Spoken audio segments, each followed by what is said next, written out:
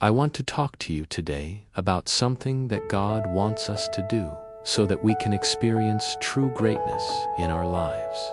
And this one thing that God wants us to do is pretty simple.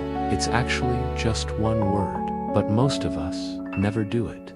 And until we do this one thing, we will never be able to experience the greatness that God has planned for us.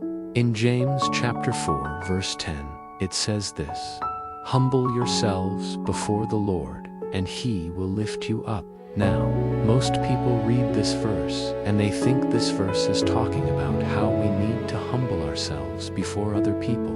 But I believe that's not what this verse means. Let me explain why.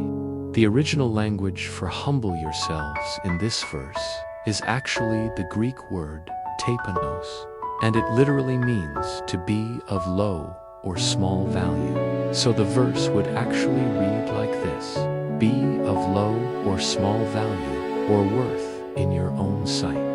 Now, most of us struggle with this because most of us think we're pretty great. Most of us think that we're pretty awesome.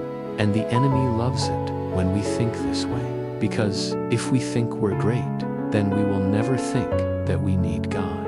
You see, when we humble ourselves and we realize that we are not great and we are not awesome, but that God is great and God is awesome, then we open up the door for God to come into our lives and for God to transform our lives and to use us in mighty and powerful ways.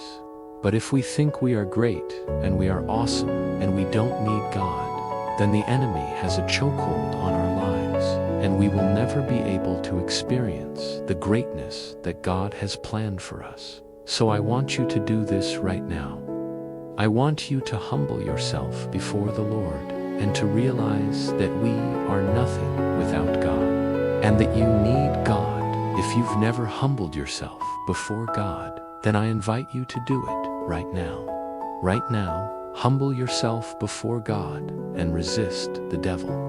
You will experience true greatness, and this greatness will not be like the world's definition of greatness. This greatness will be God's definition of greatness. And His definition is this: greatness is not when you have a lot of money, a lot of fame, or a lot of power. Greatness is when you have a lot of heart, a lot of passion, a lot of love for God, and a desire to help others. Once you understand this, then you will truly begin to experience greatness in your life.